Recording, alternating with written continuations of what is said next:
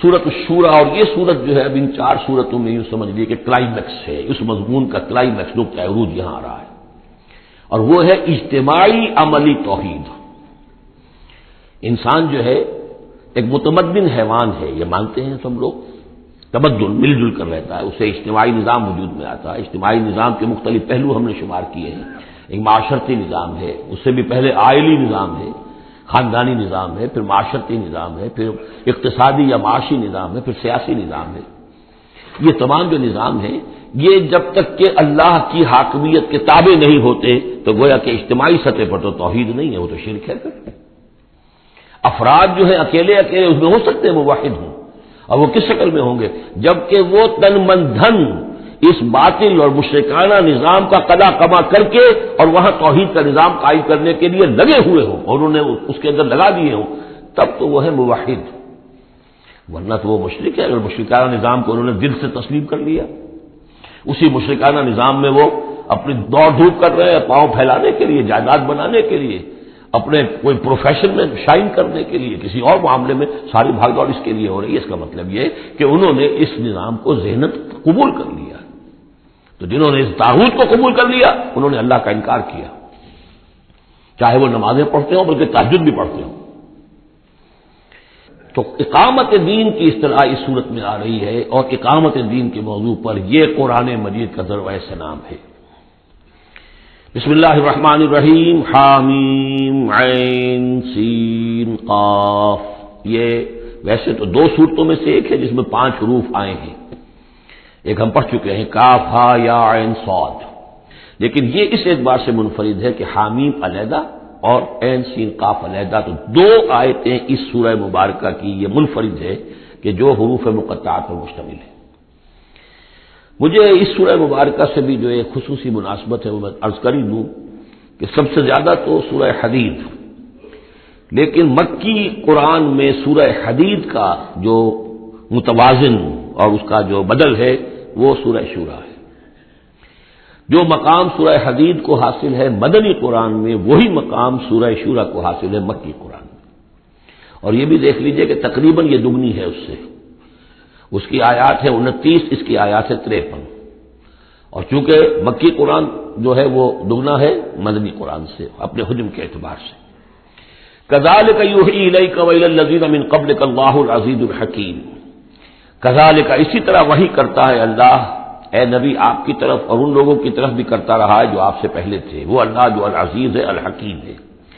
اب یہ کذالک کس چیز کی طرف اشارہ ہو رہا ہے؟ ایک تو یہ کہ جو بھی لوگ تھے اس وقت ان کے سامنے تھا کہ جس طریقے سے حضور کہتے تھے مجھ پر وحی آئی ہے، اور ایک اس سورہ مبارک کے آخر میں بھی آ جائے گا وحی کی قسمیں، جن کا کہ میں نے اس تعارف قرآن والے لیکچر میں ذکر کیا تھا، تو وہاں آگے جا کر آ جائے گا کہ وحی کس کس طور سے آتی ہے، انسانوں پر آتی رہی ہے۔ تو کذالک کی تشریح اس صورت میں وہاں ملے گی۔ لہو ما فی السماوات و ما فی الارض، اسی کا ہے جو کچھ کہ ہے آسمانوں میں اور جو کچھ کہ ہے زمین میں، وہو العلی العظیم، اور وہ بہت بلند و بالا ہے اور بہت عظمت والا ہے۔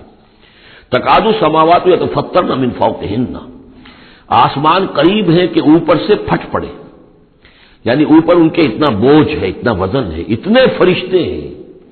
ایک حدیث میں آتا ہے کہ بالش بھر جگہ بھی خالی نہیں ہے جہاں کوئی نہ کوئی فرشتہ اللہ کا یا سرب سجود نہ ہو یا کھڑا نہ ہو قیام میں اللہ تعالیٰ کے لیے، تو یہ کیفیت ہے وہاں پہ۔ وما یعلم جنود ربک الا ہو، جو تیرے رب کے جو لشکر ہے انہیں کوئی جانتا ہی نہیں سوائے خود اس کے، تو وہ پھٹ پڑنے کے تیار ہیں۔ بل ملائکۃ یسبحون بحمد ربہم، یہ سورہ مومن میں یہ بات آ چکی ہے کہ فرشتے جو ہیں وہ زمین میں سے جو اہل ایمان ہیں ان کے لیے استغفار کرتے رہتے ہیں۔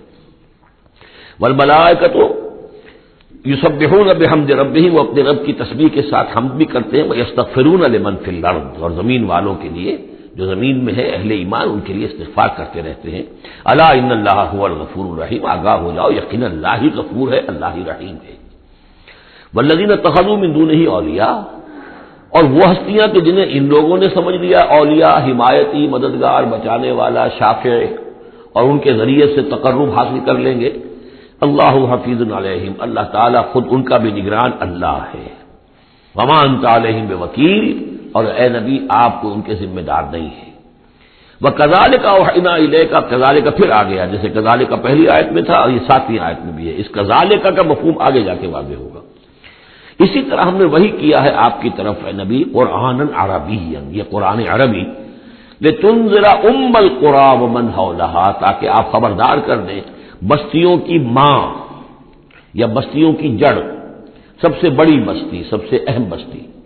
یہ ہم پڑھ چکے ہیں سورہ قصص کی آیت نمبر 59 میں آیا تھا، حتی نبعث فی امہا رسولا، جو بھی علاقہ ہے اس کی جو مرکزی بستی ہے ہم عذاب نہیں بھیجتے رہے جب تک کہ اس کی مرکزی بستی کے اندر رسول نہ بھیج دیں.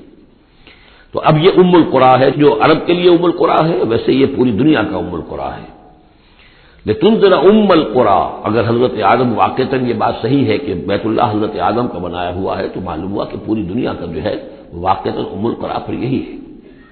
بیت العتیق، بہت پرانا گھر، تاکہ آپ خبردار کریں ام القری کے رہنے والوں کو، من حولہا، جو ان کے ارد گرد ہیں. یہ مفہوم پہلے بھی آ چکا، میں نے عرض کیا ارد گرد جو ہے وہ تو دائرے کھینچتے جائیے تو پوری دنیا اس میں آ جائے گی.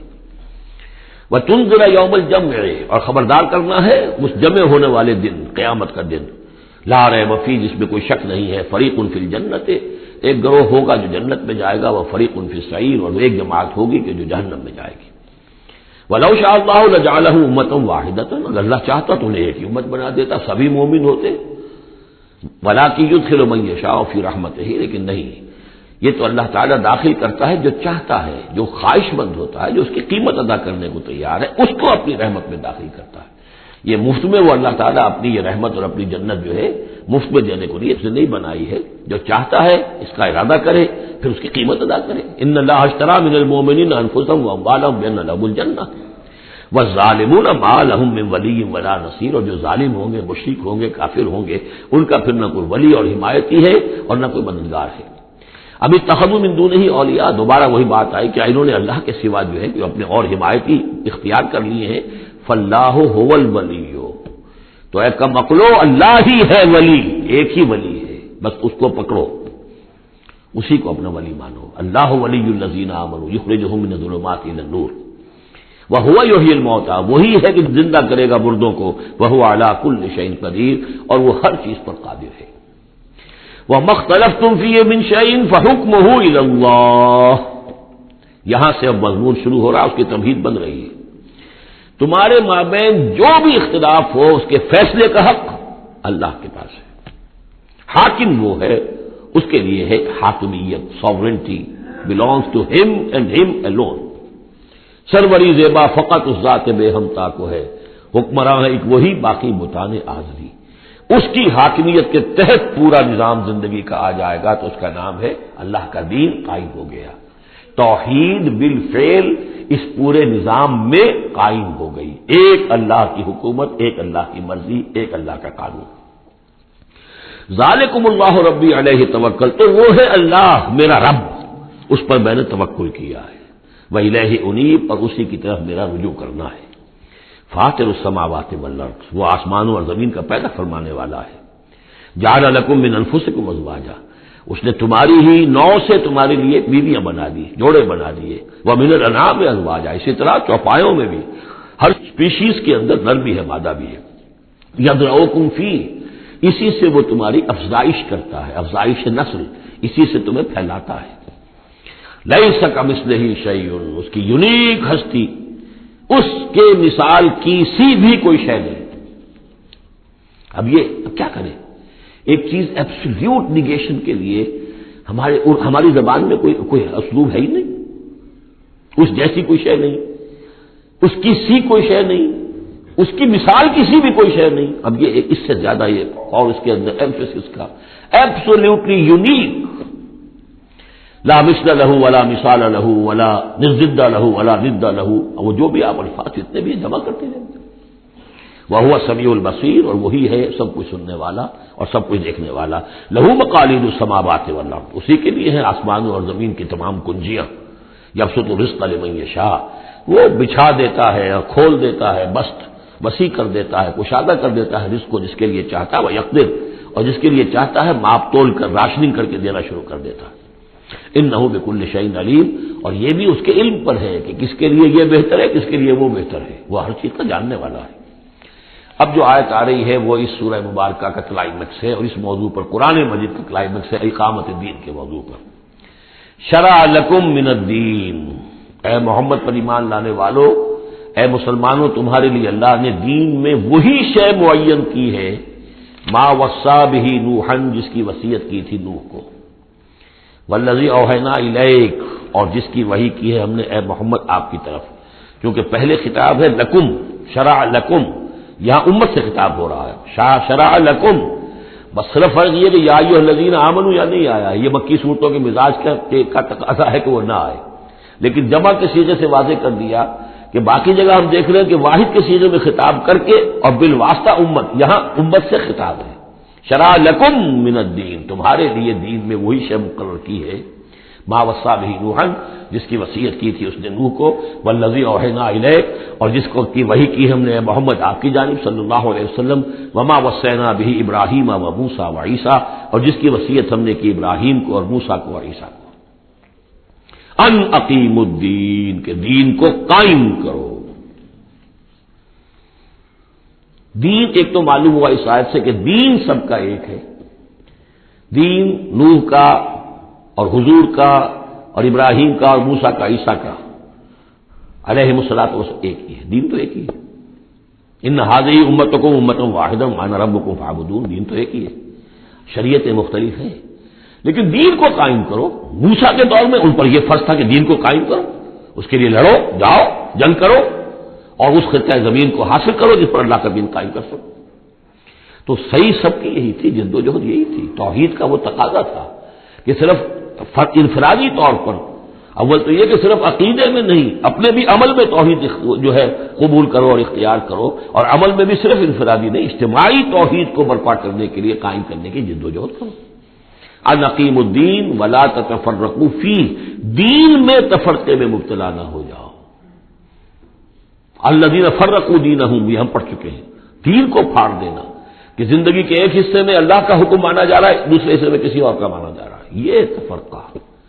یا دوسرا تفرقہ کہ آپ اختلاف کر سکتے ہیں کہ رفع یدین زیادہ ثابت ہے، میں کرتا ہوں، کسی کی رائے ہے کہ نہیں امام ابو حنیفہ کا موقف جو ہے وہ زیادہ صحیح ہے، وہ نہیں کرتا، کوئی حرج نہیں، لیکن دین میں دین ایک ہے، دلیل ہوگی اللہ اور اس کے رسول کی، دین میں فرق نہیں، وہ تو چاہے حنفی ہیں، مالکی ہیں، شافعی ہیں، حنبلی ہیں، سلفی ہیں، دین تو سب کا ایک ہے، اسلام۔ اسی طرح شریعت موسوی اور بھی کسی اور کی ہوگی، شریعت محمدی، دین سب کا ایک، اس میں تفرقہ نہیں ہونا چاہیے، دین کو قائم کرنے کی جد و جہد کرو، ولا تتفرقوا فیہ، دین میں تفرقہ نہ ہو، یہ ہے وہ اقامت دین کی فرضیت۔ اس میں چونکہ عام طور پر ترجمہ جو ہے شاید آپ کے پاس بھی ہو تو قائم رکھو دین کو کر دیا گیا ہے، وہ بھی صحیح ہے، دو ہی سچویشن ممکن ہے، یا تو دین قائم ہے تو اسے قائم رکھو، صحیح ہے، خیمہ اگر کھڑا ہے تو کھڑا رکھا جائے گا کہ آندھی آ رہی ہے تو آپ اس کی رسیوں کو پکڑ رہے ہیں، اس کے بانسوں کو پکڑ کر کھڑے ہو رہے ہیں تاکہ خیمہ گر نہ جائے، اس کو قائم رکھو، خیمہ گر گیا تو کھڑا کرو، اب اثر نو اسے آپ ایکٹ کریں گے، تو یہ دونوں ترجمے بالکل صحیح ہیں، قائم کرو، قائم رکھو، قائم ہے تو قائم کرو، قائم نہیں ہے تو رکھو، اور قائم نہیں ہے تو قائم کرو۔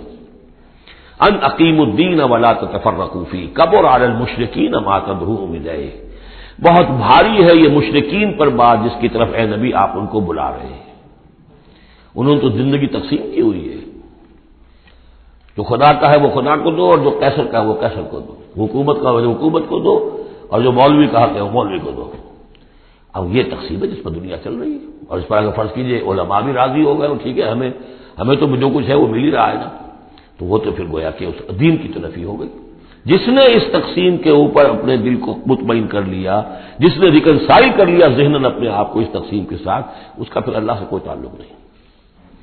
کبر علی المشرکین ما تدعوهم، اسی وجہ سے آتا ہے نا دو جگہ، اور ایک دفعہ تو ہم پڑھ چکے ہیں سورہ توبہ کے اندر، هو الذی ارسل رسولہ بالہدی ودین الحق لیظہرہ علی الدین کلہ ولو کرہ المشرکون، چاہے یہ مشرکوں کو کتنا ہی ناگوار ہو، لیکن اللہ نے محمد کو بھیجا ہی اس لیے ہے تاکہ وہ دین کو پورے کے پورے نظام زندگی پر غالب کرے، چاہے مشرکوں کو کتنا ناگوار ہو، مشرک تو پسند نہیں کرے گا۔ اللہ یجتبی الیہ من یشاء، اللہ جس کو چاہتا ہے اپنی طرف کھینچ لیتا ہے، ویہدی الیہ من ینیب، اور جو خود رجوع کرتا ہے اس سے وعدہ ہے اس کا کہ ہدایت دے گا۔ یہ اللہ کی شان ہے، اللہ کسی کو راہ چلتے کو بلا لیتا ہے، اس کو صوفیہ کہتے ہیں سالک مجذوب اور مجذوب سالک۔ کچھ لوگ ایسے ہوتے ہیں کہ جو بڑی محنت کرتے ہیں، مشقت کرتے ہیں، سلوک طے کر رہے ہیں، روحانی منزلیں طے کر رہے ہیں، پھر کہیں جا کر وہ ایسی جگہ پر پہنچے کہ وہ کہہ سکتے ہیں کہ ہاں آپ کسی مقام پر آ گئے ہیں، اللہ کا کوئی قرب حاصل ہو گیا۔ ایک وہ ہوتے ہیں جنہیں اللہ پہلے کھینچ کے اپنے قریب کر لیتا ہے پہلے، اور پھر وہ سلوک طے کرتے ہیں۔ تو کچھ لوگ اس قسم کے ہوتے ہیں۔ صدیقین جو ہیں وہ سالک مجذوب ہیں، شہداء جو ہیں وہ مجذوب سالک ہیں، کھینچ لیا حضرت عمر کو اللہ تعالیٰ نے۔ ان کے اپنے مزاج کی وہ کیفیت تھی نہیں، ان کو بالکل مزاج ہی اور تھا، ان کی دلچسپی ہی اور تھی، وہ تو کھینچ لیا۔ وما تفرقوا الا من بعد ما جاءهم العلم بغيا بينهم، اور انہوں نے تفرقہ نہیں کیا اور یہ نہیں تقسیم ہوئے مگر اس کے بعد کہ ان کے پاس علم آ چکا تھا۔ اب یہ جو اقامت دین کا دعوت لے کر حضور کھڑے ہوئے تو ایک تو ان کے مخاطبین مشرک تھے، فرمایا کہ اے مشرک، اے نبی صلی اللہ علیہ وسلم، یہ مشرکین کے لیے تو ہے ہی بہت مشکل بات کہ آپ کی بات کو قبول کر سکے۔ کبر علی المشرکین ما تدعوهم الیہ، تو بہت بعید ہے اس سے۔ البتہ آپ کو اگر یہ خیال ہو کہ یہ اہل کتاب جو ہے یہ تو واقف ہیں اللہ سے، کتاب سے، تورات سے، انجیل سے، اور یہ تو قیامت کو بھی مانتے ہیں، فرشتوں کو مانتے ہیں، سب کچھ مانتے ہیں، یہ تو آسانی سے مان لیں گے، یہ بھی امید نہ رکھیے آپ۔ یہاں حضور کو بتایا جا رہا ہے کہ آپ ایسی توقعات نہ رکھیں، اس لیے کہ ان لوگوں نے تفرقہ ڈالا ہے جبکہ ان کے پاس حق آ چکا تھا۔ کس لیے؟ وما تفرقوا الا من بعد ما جاءهم العلم بغيا بينهم، یہ آپس میں زندم زندہ ہے، آپس میں کون اوپر اور کون نیچے کی بحث میں یہ پڑے ہوئے ہیں، تو یہ آپ کو کیسے اوپر مان لیں گے؟ آپ کا قبلہ کیسے مان لیں گے؟ یہ ایک دوسرے کا قبلہ نہیں مانتے، یروشلم دونوں کا قبلہ ہے لیکن ایک نے شرقی کر لیا، ایک نے غربی کر لیا۔ جب اہل کتاب جو ہے آپس میں جھگڑ رہے ہیں، لڑ رہے ہیں، وہم یتلون الکتاب، اور جبکہ وہ پڑھ رہے ہیں ایک ہی کتاب۔ قالت الیہود لیست النصارى علی شیء وقالت النصارى لیست الیہود علی شیء وہم یتلون الکتاب۔ تو اے نبی آپ کو کیسے مان لیں گے؟ توقع نہ رکھیے۔ توقع اگر ہوتی ہے انسان کو تو پھر مایوسی ہوتی ہے۔ Be prepared for the worst, پھر جو اللہ کی طرف سے آ گیا اس کے اوپر شکر ادا کیے، امید نہ رکھیے۔ امید زیادہ رکھیں گے تو جلدی مایوس ہو جائیں گے، تھک جائیں گے۔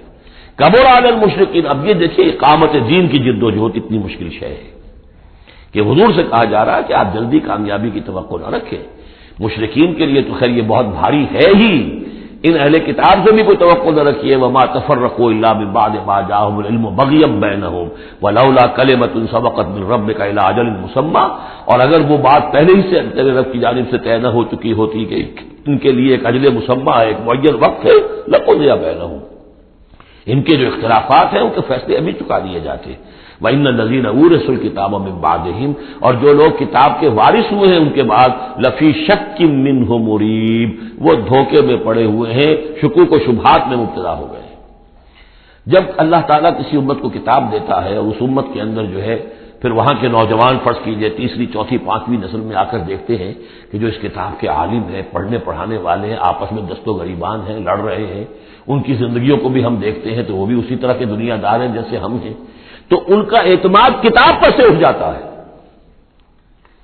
کہ ہم نے تو یہ کتاب پڑھی نہیں، انہوں نے تو پڑھی ہوئی ہے، یہ تو اس کتاب کو پیے ہوئے ہیں، اور پھر ان کا کردار یہ ہے۔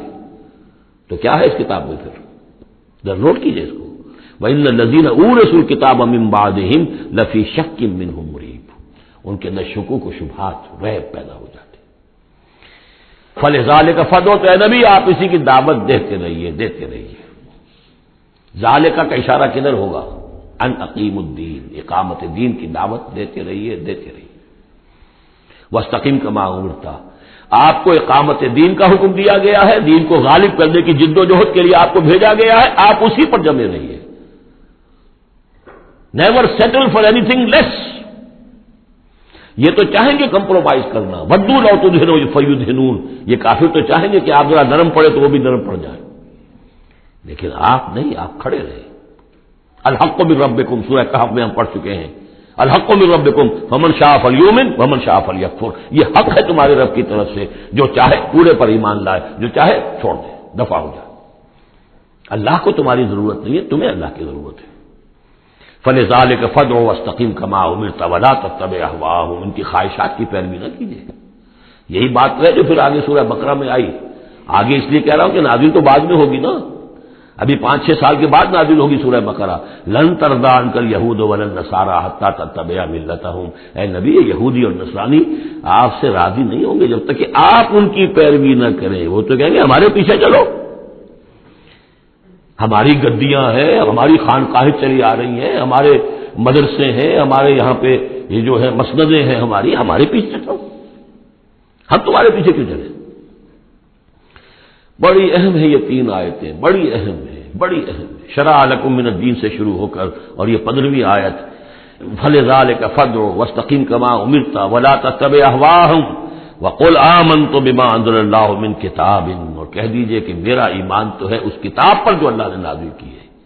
یہ گویا کہ خلاصہ آ گیا یہ سورہ حامیم سجدہ کا، وہ کتاب 6 دفعہ جو کتاب کا ذکر اس میں آیا ہے.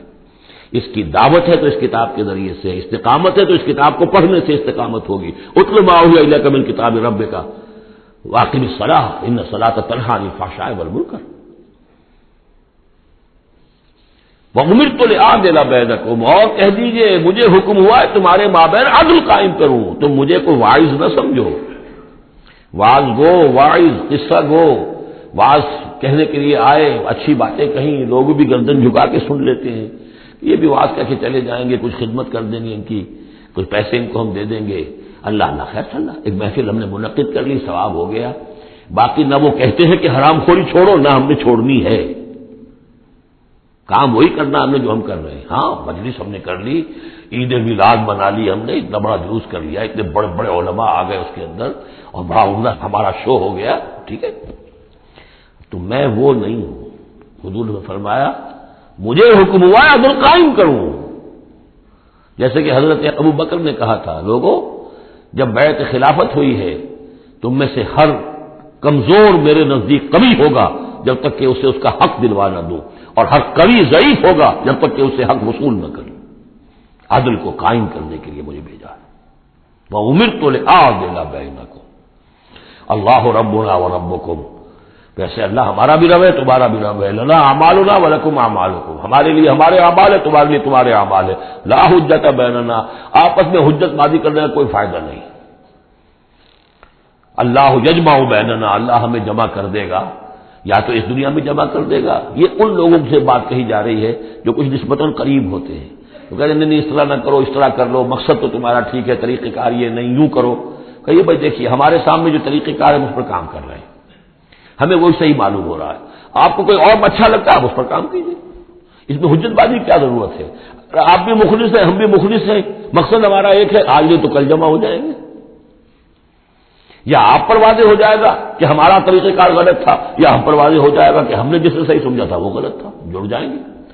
جب تک آپ سمجھ رہے ہیں کہ آپ کا طریقہ کار صحیح ہے، ہم سمجھتے ہیں کہ ہمارا طریقہ کار صحیح ہے، آپ اس پر عمل کیجیے، ہم اس پر عمل کریں گے. اللہ ربنا وربکم لنا اعمالنا ولکم اعمالکم لا حجت بیننا وبینکم اللہ یجمع بیننا. اللہ ہمیں جمع کر دے گا، آج نہیں تو کل، کل نہیں تو پرسوں. جیسے مینا سے چلتے ہیں قافلے، لاکھوں قافلے ہوتے ہیں جو چلتے ہیں، اور وہ 8 9 10 سڑکیں ہیں. سڑکیں کیا ہیں؟ وہ سب کے سب فٹ بال کے گراؤنڈز ہیں، چل رہے ہیں قافلے. لیکن سب سڑکیں جو ہیں وہ کنورج کر رہی ہیں عرفات پر. جیسے جیسے قافلے بڑھ رہے ہیں وہ سڑکوں کے مابین فاصلے کم ہو رہے ہیں. تو اگر تو ہماری منزل واقعی اقامت دین ہے تو چاہے ہم اس سڑک سے آ رہے ہیں چاہے اس سڑک سے آ رہے ہیں آگے پہنچ جائیں گے. اللہ یجمع بیننا، میدان عرفات میں تو ہم جمع ہو جائیں گے نا.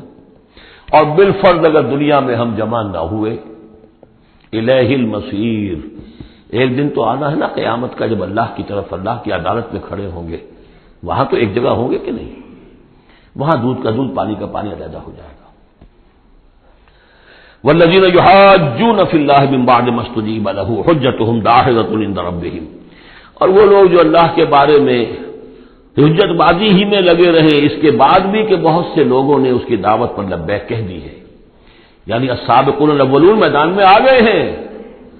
اور اب تو انتظار ہے کہ والذین تبعوہم باحسان، اب لوگ آئیں، جوق در جوق آئیں، فوج در فوج آئیں. لیکن جو لوگ اب بھی کھڑے ہوئے حجت بازی کر رہے ہیں، حجتہم داحضۃ عند ربہم، ان کی حجت بازی ان کے رب کے نزدیک بالکل پسپا ہے، پادر ہوا ہے، اس کی کوئی حیثیت ہی نہیں. وعلیہم غضب، اور ان پر اللہ کا غضب ہے. ولہم عذاب شدید، اور ان کے لیے سخت عذاب ہے. اللہ الذی انزل الکتاب بالحق والمیزان، یہ کتاب اور میزان ایک آیت میں جمع یا یہاں ہے یا سورہ حدید میں ہے؟ سورہ حدید کی آیت نمبر 25، لقد ارسلنا رسلنا بالبینات وانزلنا معهم الکتاب والمیزان لیقوم الناس بالقسط، یا یہاں ہے اللہ ہی ہے جس نے اتاری ہے کتاب بھی حق کے ساتھ اور میزان۔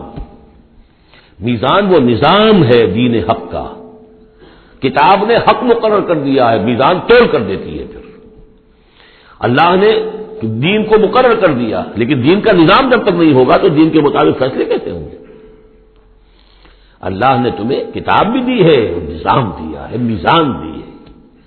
وما یدریک لعل الساعۃ قریب، کیا پتا کہ قیامت قریب آئی کھڑی ہو، اور الساعۃ سے مراد میری قیامت تو میری موت ہے۔ تم اگر اس میزان کو نصب کرنے کے لیے تن من دھن نہیں لگا رہے ہو تو کیا پتا مہلت عمل کل ختم ہو جائے، کیا پتا ہم میں سے کسی کو کل صبح کا سورج دیکھنا نصیب نہ ہو، کیا پتا۔ تاخیر و تعویق میں وقت ضائع کرنا سب سے بڑی حماقت ہے۔ یستعجل بها الذین لا یؤمنون بها، اس قیامت کے لیے جلدی مچا رہے ہیں وہ لوگ کہ جو اس پر ایمان نہیں رکھتے۔ والذین آمنوا مشفقون منها، جو ایمان رکھتے ہیں وہ تو اس سے ڈرتے ہیں، لرزاں و ترساں رہتے ہیں۔ جو سورہ نور میں ہم نے پڑھا، یخافون یوما تتقلب فیہ القلوب والابصار، وہ لوگ تو اس مقام پہ بلند پر پہنچنے کے باوجود لرزاں و ترساں رہتے ہیں اس دن کے خیال سے جس دن اپنے پروردگار کے حضور کھڑے ہونا ہوگا۔ الذین آمنوا مشفقون منها ویعلمون ان الحق، وہ جانتے ہیں کہ وہ حق ہے، آ کر رہے گی۔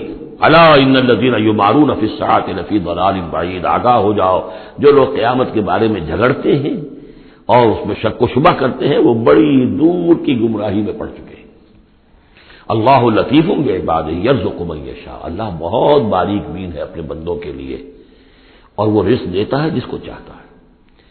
یعنی اقامت دین کی جد و جہد میں یہ فکر نہ تمہیں ہو کہ کیا کھائیں گے کیا پیئیں گے۔ میں آپ کو حضرت مسیح کا وہ قول بھی سنا چکا ہوں جو متی کی انجیل میں ہے، کیوں فکر کرتے ہو کیا کھاؤ گے پیو گے؟ کیا جنگل کی چڑیاں جو ہیں جو نہ ہل چلاتی ہیں نہ بوتی ہیں نہ کاٹتی ہیں لیکن صبح کو اپنے گھونسلوں سے نکلتی ہیں اور شام کو آسودہ ہو کر واپس آتی ہیں، تو وہ رب جو ان کو کھلاتا پلاتا ہے وہ تمہیں نہیں کھلائے گا؟ کیوں تشویش کرتے ہو کہ کیا پہنیں گے؟ جنگل کی سوسن کو نہیں دیکھتے کہ جیسا خوبصورت لباس اللہ نے اسے دیا ہے۔ سلیمان بھی اپنی ساری شان و شوکت کے باوجود ویسی پوشاک نہیں رکھتا تھا۔ تو جو اس گھاس کو یہ سب کچھ دے رہا ہے جو آج ہے اور کل جلا دی جائے گی، کیا وہ تمہیں نہیں، تمہارا تن نہیں ڈھانکے گا؟ لیکن تمہیں ایمان نہیں ہے۔ تو فرمایا اللہ لطیف ہے اپنے بندوں کے لیے، ایک دفعہ یکسو ہو کر فیصلہ تو کرو کہ اب اپنے آپ کو وقف کرنا ہے اس کام کے لیے۔ اللہ تعالیٰ وہاں سے رزق دے گا جہاں سے تمہیں گمان تک نہیں ہوگا۔ من یتق اللہ یجعل لہ مخرجا ویرزقہ من حیث لا یحتسب، لیکن اس کے لیے اللہ پر ایمان ضروری ہے، توکل ضروری ہے۔ ہاں تھوڑا سا اللہ تعالیٰ امتحان بھی لے لیتا ہے، سختیاں بھی آ جاتی ہیں، امتحان پھر آدمی ثابت کر دے کہ میں تو یکسو ہوں، اے اللہ میں نے فیصلہ کر لیا، اللہ پہ راستے کھول دیتا ہے۔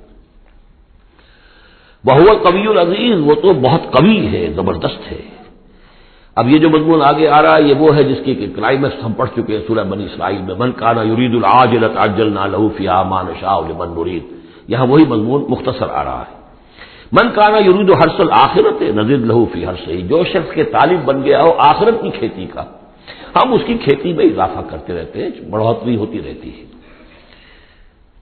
ومن کان یرید حرث الدنیا، اور جو بن گیا ہے دنیا ہی کی کھیتی کا طالب، نؤتہ منہا، اس میں سے اسے کچھ دے دیتے ہیں، فما لہ فی الآخرۃ من نصیب، پھر آخرت میں اس کا کوئی حصہ نہیں ہے۔ ام لہم شرکاء شرعوا لہم من الدین ما لم یأذن بہ اللہ، یہ شرک کے معاملے میں یہ مضمون بہت اہم ہے۔ ایک تو بار بار آیا ہے کہ نہ اللہ نے کوئی سند اتاری، نہ سلطان اتاری، نہ کسی کتاب میں اس کے لیے کوئی دلیل اتاری، کہیں کچھ ہے ہی نہیں۔ لیکن یہ بات جو ہے یہ منفرد ہے یہ سورہ مبارکہ اس بات میں، کیا ان کے کوئی ایسے شرکاء بھی ہیں کہ جنہوں نے انہیں کوئی دین دیا ہو، کوئی قانون دیا ہو، کوئی نظام دیا ہو؟ لات عزا منات ہبل، کوئی انہوں نے تمہیں کتاب دی ہے، کوئی شریعت دی ہے، کوئی نظام دیا؟ ام لہم شرکاء شرعوا لہم من الدین، ما لم یعظم بہ اللہ، جس کے کہ اللہ نے اذن نہ دیا ہو، حکم نہ دیا ہو۔ اگر تو واقعی کوئی الہ ہے، کوئی واقعی ہے، تو اسے دینا چاہیے۔ یہ نظام ہے تمہارے لیے، نظام کے بغیر کیسے الہ ہو گیا؟ ام لہم شرکا، کیا ان کے کوئی ایسے شرکا ہیں شرعوا لہ من الدین، کہ انہوں نے دین میں کوئی شے ان کے لیے ایسی طے کر دی ہو کہ ما لم یعظم بہ اللہ، جس کا لیے حکم نہیں دیا اللہ نے، ولولا کلمۃ الفصل لقضی بینہم، اور اگر ایک فیصلے کی بات جو ہے وہ پہلے سے طے نہ ہو چکی ہوتی، ان کے درمیان فیصلے کر دیے جاتے۔ وان الظالمین لہم عذاب علیم، اور ظالموں کے لیے تو بہت دردناک عذاب ہے۔ تری الظالمین مشفقین مما کسبوا، اب قیامت کا نقشہ کھینچا جا رہا ہے۔ تم دیکھو گے ان ظالموں کو، مشرکوں کو، کافروں کو کہ ڈر رہے ہوں گے، کانپ رہے ہوں گے اپنے کرتوتوں کے تصور سے، مما کسبوا، اور اسے تو پتا ہوگا، بل الانسان علی نفسہ بصیرہ، انسان کو تو معلوم ہے، اپنی کیفیت تو معلوم ہے اسے، تو لرزاں و ترساں ہوں گے۔ وَهُوَ وَاقِعٌ بِهِمْ، اور وہ ان کے اوپر پڑنے والا ہوگا۔ اب جو بھی انہوں نے کمایا ہے وہ گویا کہ اب ان کے سروں پر ٹوٹنے گرنے والا ہوگا۔ والذین آمنوا وعملوا الصالحات، اور اس کے برعکس وہ لوگ جو ایمان لائے تھے، جنہوں نے ایمان کے تقاضے پورے کیے، عمل صالح کا حق ادا کیا، فی روضات الجنات، وہ جنتوں کے باغات میں ہوں گے۔ لہم ما یشاءون عند ربہم، ان کے لیے وہ سب کچھ ہوگا ان کے رب کے پاس جو کچھ وہ چاہیں گے۔ ذالک هو الفضل الکبیر، یقینا یہ بہت بڑی فضیلت ہے جو انہیں حاصل ہو جائے گی۔ ذالک الذی یبشر اللہ عبادہ الذین آمنوا، یہ ہے وہ انجام نیک جس کی بشارت دے رہا ہے اللہ اپنے ان بندوں کو، الذین آمنوا وعملوا الصالحات، جو ایمان لائے اور نیک عمل کرے۔ قل لا اسألکم علیہ اجرا الا المودۃ فی القربى، کہہ دیجئے کہ میں تم سے کوئی اجرت نہیں مانگتا، کوئی اجر نہیں مانگتا، کوئی مزدوری نہیں مانگتا، کوئی انعام میں نے کبھی نہیں مانگا، الا المودۃ فی القربى، سوائے قرابت داری کے لحاظ کے۔ اس آیت کو اہل تشیع نے توڑ مروڑ کر بہت غلط اس سے نتیجہ نکالا ہے، اور وہ یہ کہ اے نبی کہہ دیجئے کہ میں تم سے کوئی اجر طلب نہیں کرتا سوائے اس کے کہ میرے قرابت داروں سے محبت کرو، یعنی اور اس میں خاص طور پر چونکہ ان کے لیے جو ہے وہ حضرت علی، حضرت فاطمہ اور حضرات حسنین رضی اللہ تعالیٰ عنہم اجمعین، ان کا خاص طور پر یہ کہ ان سے محبت جو ہے یہ مراد ہے یہاں پر۔ حالانکہ اس کا مفہوم بالکل جدا ہے کہ میں تم سے کوئی اجر تو نہیں مانگتا، لیکن یہ کہ میں تم سے یہ ضرور چاہتا ہوں کہ قرابت کا لحاظ تو کرو، میں آخر تمہارے کنبے کا آدمی ہوں، قبیلے کا آدمی ہوں، تم جو کچھ میرے ساتھ کر رہے ہو، جو عرب کی ایک تہذیب ہے، اس کا ایک کلچر ہے، قرابت کا جو لحاظ ہوتا ہے وہ تو کرو۔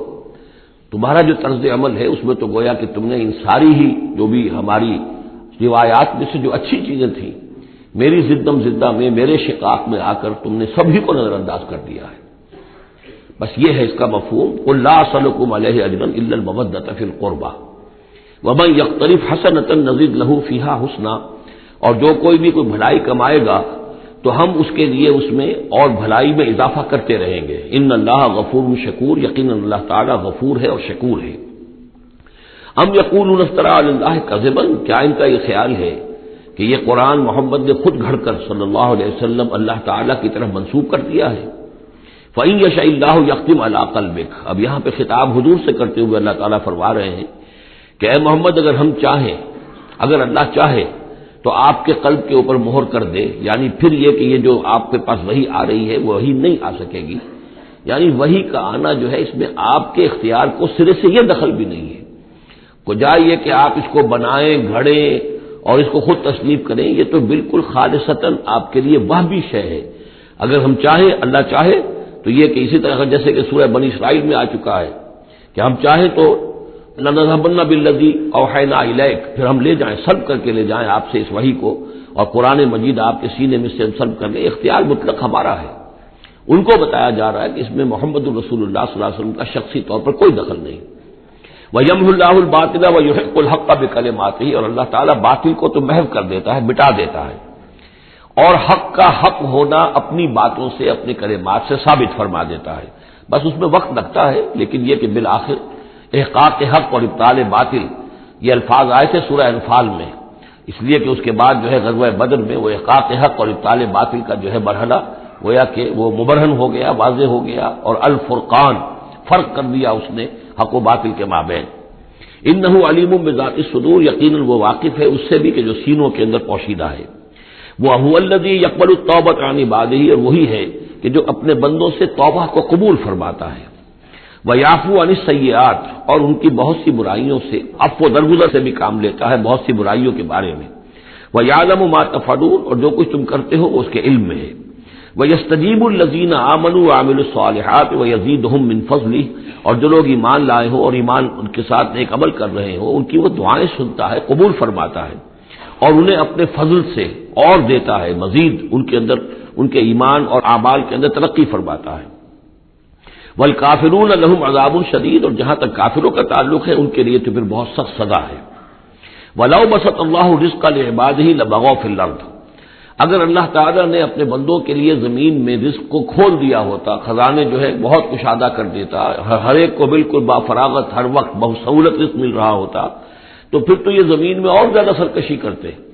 ابھی ان کا حال یہ ہے کہ محنت کرنی پڑتی ہے، مشقت کرنی پڑتی ہے، تب ان کو 2 وقت کی روٹی ملتی ہے، تب تو ان کی سرکشی کا یہ عالم ہے۔ وَلَوْ بَسَطَ اللَّهُ الرِّزْقَ لِعِبَادِهِ لَبَغَوْا فِي الْأَرْضِ وَلَٰكِن يُنَزِّلُ بِقَدَرٍ مَّا يَشَاءُ، لیکن اللہ تعالیٰ نازل کرتا ہے اندازے کے مطابق جو چاہتا ہے۔ انہ بعبادہ خبیر بصیر، یقیناً وہ اپنے بندوں کے حالات سے باخبر بھی ہے اور دیکھ بھی رہا ہے۔ وہو الذی ينزل الغیث، اور وہی ہے کہ جو بارش برساتا ہے، من بعد ما قنطوا، جبکہ وہ مایوس ہو چکے ہوتے ہیں، یعنی موسم گزر رہا ہے اور بارش نہیں ہوئی ہے تو دلوں کے اوپر جو ہے مایوسی کے سائے گہرے ہوتے جا رہے ہیں، لیکن اچانک پھر اللہ تعالیٰ بارش برسا دیتا ہے۔ وہو الذی ينزل الغیث من بعد ما قنطوا وینشر رحمتہ، اور بارش کے برسنے سے پھر اس کی رحمت جو ہے وہ پھیل جاتی ہے، عام ہو جاتی ہے، اس کا بستر بچھ جاتا ہے۔ وَهُوَ الْوَلِيُّ الْحَمِيدُ، اور یقیناً وہی ہے کہ جو پشت پناہ ہے، مددگار ہے، حامی ہے، اور اپنی ذات میں ستودہ صفات ہے، اسے کسی حمد کی حاجت نہیں ہے۔ وَمِنْ آیَاتِهِ خَلْقُ السَّمَاوَاتِ وَالْأَرْضِ، اور اس کی نشانیوں میں سے ہے آسمان اور زمین کی تخلیق۔ وَمَا بَثَّ فِيهِمَا مِنْ دَابَّةٍ، اور یہ کہ ان دونوں میں جو اس نے جاندار پھیلا دیے ہیں۔ ظاہر بات ہے کہ آسمانوں میں فرشتے ہیں، زمین میں آپ کو معلوم ہے حیوانات ہیں، حشرات الارض ہے، طرح طرح کے جاندار ہیں، اور پھر انسان ہے۔ وَهُوَ عَلَىٰ جَمْعِهِمْ إِذَا يَشَاءُ قَدِيرٌ، اور وہ جب بھی چاہے گا ان کو جمع کرنے پر قادر ہے، چاہے وہ پھیل گئے ہیں، پوری زمین میں پھیل گئے ہیں، آسمانوں میں پھیلے ہوئے ہیں، لیکن جب اللہ چاہے گا انہیں جمع کر لے گا۔ وَمَا أَصَابَكُم مِّن مُّصِيبَةٍ فَبِمَا كَسَبَتْ أَيْدِيكُمْ، اور تم پر جو کوئی بھی مصیبت آتی ہے تو در حقیقت وہ تمہارے اپنے ہاتھوں کے کرتوتوں کی وجہ سے۔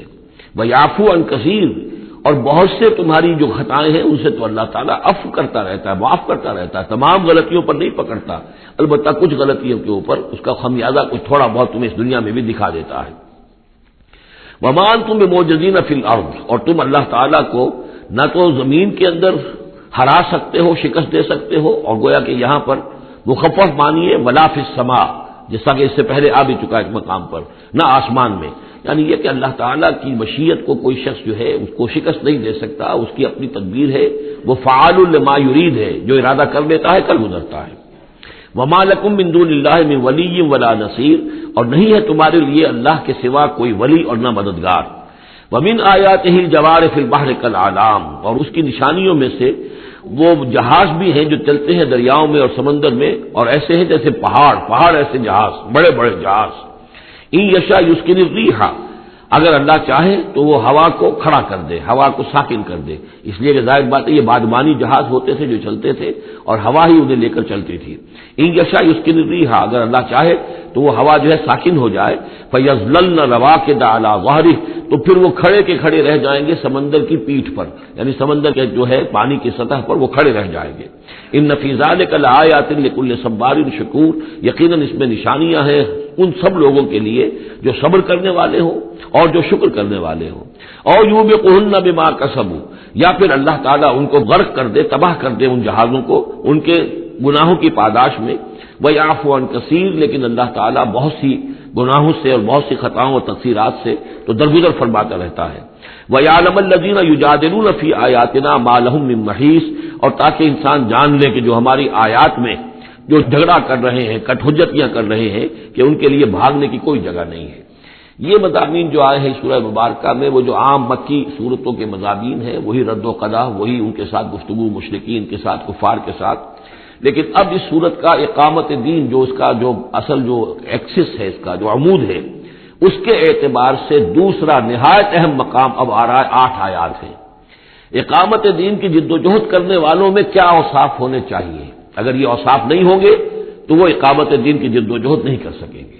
تو یہاں پر نقشہ کھینچا جا رہا ہے اس سیرت کا، اس کردار کا، کہ جو لوگ یہ طے کر لیں کہ ان صلاتی و نسکی و محیای و مماتی للہ رب العالمین، جو اصولی طور پر ایک عزم کر لیں کہ اب ہمیں اپنی بہترین توانائیاں اور قوتیں صرف کرنی ہے اللہ کے دین کو قائم کرنے کے لیے، تو ان کے اندر کیا اوصاف پیدا ہونے چاہیے۔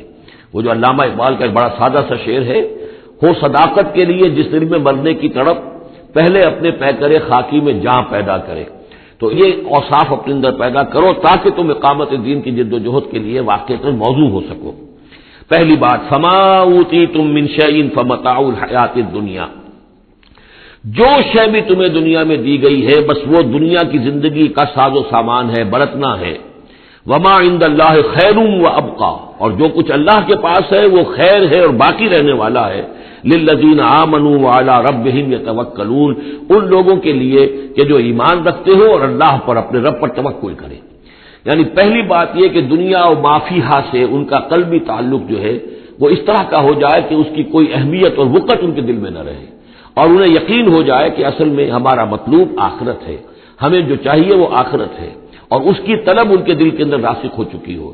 جب تک یہ بے رغبتی نہیں ہوگی دنیا سے، اگر کہیں بھی یہ دنیا کی محبت جو ہے کہیں وہ لگی ہوئی ہے، پھانس آپ کے دل میں چبھی ہوئی ہے، تو ہو سکتا ہے کہ وہ کہیں اڑنگا لگائے گی اور آپ جو ہے اپنے خیال میں تو بڑی ترقی کر رہے ہیں اقامت دین کی جد و جہد میں، لیکن کہیں وہ ایسی اڑنگا لگائے گی کہ اور بھی وہ نیچے گریں گے۔ پہلا فیصلہ یہ ہے کہ آدمی طے کر لے کہ میں طالب آخرت ہوں یا طالب دنیا ہوں، اور نمبر 2 یہ کہ توکل اللہ پر۔ یہ دو ایک آیت کے اندر یہ 2 شرطیں آئی۔ اب آگے چلیے، والذین یجتنبون کبائر الاسم والفواحش، اور وہ لوگ کہ جو اجتناب کرتے رہیں بڑے بڑے گناہوں سے اور بے حیائی کے کاموں سے۔ ظاہر بات ہے کہ اپنی سیرت کو ان چیزوں سے اگر پاک نہیں کریں گے تو اس قدم میں، اس میدان میں آگے نہیں بڑھ سکتے۔ لیکن یہاں دوبارہ نوٹ کر لیجئے کہ یہی مضمون سورہ نساء میں آ چکا ہے، ان تجتنبوا کبائر ما تنہون عنہ نکفر عنکم سیئاتکم وندخلکم مدخلا کریما۔ دوسری مرتبہ اب یہاں آ گیا ہے، یعنی یہ کہ اقامت دین کے جو جد و جہد کرنے والے ہوں انہیں کبائر کے بارے میں اصل میں زیادہ حساس ہونا چاہیے۔ صغائر کے معاملے میں جس قدر زیادہ حساس ہم ہو گئے ہیں وہ اصل میں ایک بالکل غلط رخ ہے۔ صغائر کے بارے میں کم اور کبائر کے بارے میں ہو اصل۔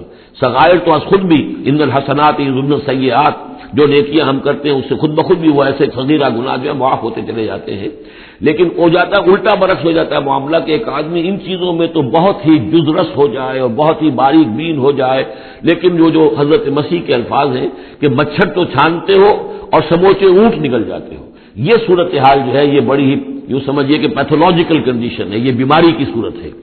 یہ ہے کہ بڑے بڑے گناہوں سے اپنے آپ کو پاک کرو اور فواحش سے اور بے حیائی سے۔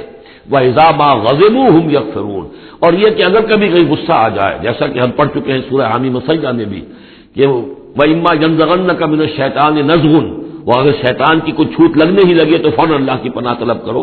وَإِذَا مَا غَضِبُوا هُمْ يَغْفِرُونَ، جب انہیں غصہ آتا ہے تو اس غصے کو ڈھانپ دیتے ہیں، غصے کو پی جاتے ہیں۔ غفر کے معنی ڈھانپ دینا ہے، ویسے اس کے جو عام ترجمہ ہے معاف کر دیتے ہیں، بجائے اس کے کہ غصے میں کسی پر حملہ کریں اور کسی سے انتقام لیں، بلکہ اس کے اندر عفو کی صورت ہو جب غصہ آئے۔ ایک ہے سوچ سمجھ کر کوئی اقدام کرنا ہے، کوئی آپ نے چیلنج کرنا ہے کسی باطل کو اور اس میں کوئی آگے بڑھ کر آپ کو اقدام کرنا ہے، وہ اور بات ہے۔ ایک ہے کہ غصے میں آ کر کوئی اقدام کیا جائے۔ وَإِذَا مَا غَضِبُوا هُمْ يَغْفِرُونَ، تو وہ معاف کر دیتے ہیں، یا یوں کہیے غصے کو پی جاتے ہیں، یعنی غصے کے اوپر وہ پردہ ڈال دیتے ہیں۔ غفر جو ہے مغفر کہلاتا ہے خود، کہ جو سر کو ڈھانپ لیتا ہے تاکہ تلوار کا وار اگر سر پر آئے تو سر بچ جائے اور خود اس کو روک لے، تو مغفر، غفر کے معنی ڈھانپ دینا، گناہ کو ڈھانپ لینے والی شے ہے اللہ کی مغفرت۔ اسی طریقے پر یہ کہ وہ غصے کو پی جانے والا، والکاظمین الغیظ، یہ ہم پڑھ چکے ہیں سورہ آل عمران میں۔ آگے چلیے، والذین استجابوا لربہم، اور وہ لوگ کہ جنہوں نے اپنے رب کی پکار پر لبیک کہا۔ وہ پکار کون سی ہے؟ اس سورہ مبارکہ میں اب تک صرف ایک فعل امر آیا ہے جمع کے صیغے میں، ان اقیم الدین، اور ایک فعل نہیں آیا ہے جمع کے صیغے میں، ولا تتفرقوا فیہ۔ پوری صورت میں اب تک نوٹ کر لیجیے گا جا کر۔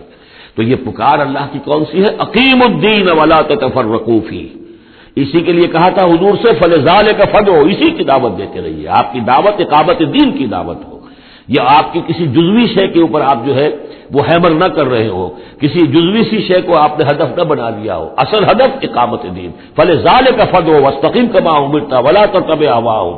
اب یہاں فرمایا والذین استجابوا لربهم، جنہوں نے اپنے رب کی پکار پر لبیک کہا، واقاموا الصلاۃ، اور نماز قائم کی، اور وامرهم شورى بینہم، چونکہ اب اجتماعی زندگی ہے، جماعتی زندگی ہے، اس میں مشاورت کا نظام ہونا چاہیے کہ وہ جو فیصلے کریں، جو قدم اٹھائیں، وہ باہمی مشاورت سے ہو. یہ بھی روح جب تک کہ اس اجتماعیت کے اندر نہیں ہوگی باہمی مشاورت کی، اور یہ کہ کوئی ایک شخص سمجھے کہ بس ہر معاملے کے اندر مجھے اپنی مرضی چلانی ہے، تو ظاہر بات ہے کہ پھر وہ کام آگے نہیں چلے گا. ہم پڑھ آئے ہیں کہ حضور سے یہاں تک کہا گیا ہے کہ یہ جن صحابہ سے خطا ہوئی ہے، غلطی ہو گئی ہے، ان کو بھی آپ وشاورہم فی الامر فاعف عنہم واستغفر لہم وشاورہم فی الامر.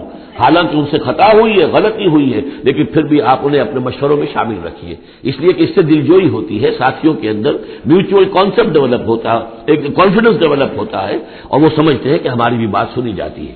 اور حضور نے بسا اوقات اپنی رائے کو پیچھے رکھ کر اپنے ساتھیوں کی رائے کے مطابق فیصلہ کیا. غزوہ احد میں یہی ہوا ہے، غزوہ بدر میں یہی ہوا ہے کہ جہاں پر آپ نے کیمپ لگانے کا فیصلہ کیا تھا، جب بعض صحابہ نے آ کر کہا کہ ہمیں اگر اجازت ہو ہم اپنی رائے دیں، اور جب انہوں نے کہا کہ ہمارے خیال میں وہ جگہ بہتر ہے، آپ نے کہا ٹھیک ہے یہاں سے کیمپ اکھاڑو، وہاں لگا دو. وَأَمْرُهُمْ شُورَى بَيْنَهُمْ وَمِمَّا رَزَقْنَاهُمْ يُنْفِقُونَ. ایک اور شے جو لازم ہے اقامت دین کی جد و جہد میں، جہاں وقت لگے گا، جہاں آپ کی توانائی صرف ہوگی، اس میں پیسہ بھی لازم درکار ہے. وہ دعوت دین کا کام ہو، اقامت دین کی جد و جہد ہو. وَمِمَّا رَزَقْنَاهُمْ يُنْفِقُونَ، یہ انفاق کا مضمون آ گیا، اور جو کچھ کہ ہم نے انہیں دیا ہے اس میں سے وہ انفاق کرتے ہیں. وَالَّذِينَ إِذَا أَصَابَهُمُ الْبَغْيُ هُمْ يَنْتَصِرُونَ. یہ وہ چیز ہے جس کے لیے میں نے نوٹ کرایا تھا کہ ایک ہے دعوت دین کا مرحلہ، اس دعوت کے مرحلے میں تو صورت وہ بتائی گئی کہ ادفع باللتی ہی احسن. اگر کوئی تمہیں گالی دے تم دعا دو، کوئی تمہیں پتھر مارے تم پھول پیش کرو.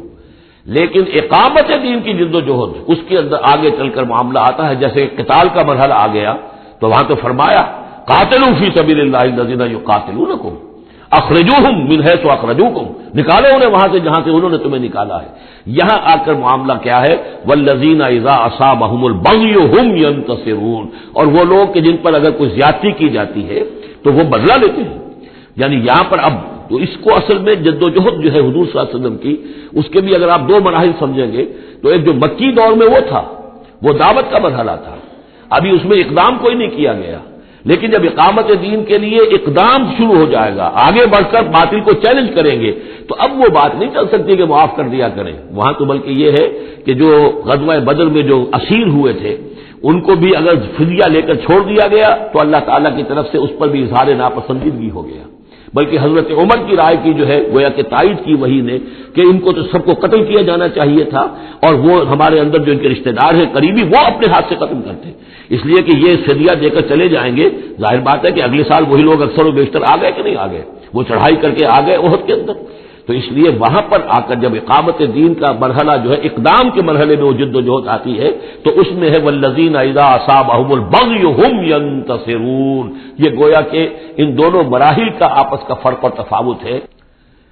والذین اذا اصابہم البغی ہم ینتصرون وجزاء سیئۃ سیئۃ مثلها فمن عفا واصلح فاجره على الله انه لا يحب الظالمين ولمن انتصر بعد ظلمه فاولئك ما عليهم من سبيل انما السبيل على الذين يظلمون الناس ويبغون في الارض بغير الحق اولئك لهم عذاب اليم ولمن صبر وغفر ان ذلك لمن عزم الامور. صدق الله العظيم.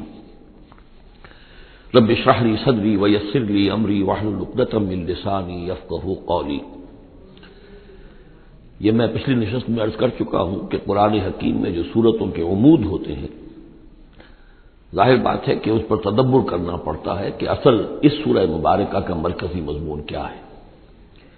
بہت سے مضامین تو کتاب المتشابہن، بہت سے مضامین جو ہیں مکی صورتوں کے ایک دوسرے سے مشابہ ہیں، کافی چیزیں جو ہیں دہرا کر آتی ہیں ذرا مختلف الفاظ میں، مختلف اسالیب میں. تو سورہ شورا کا جو عمود ہے وہ ہے اقامت دین.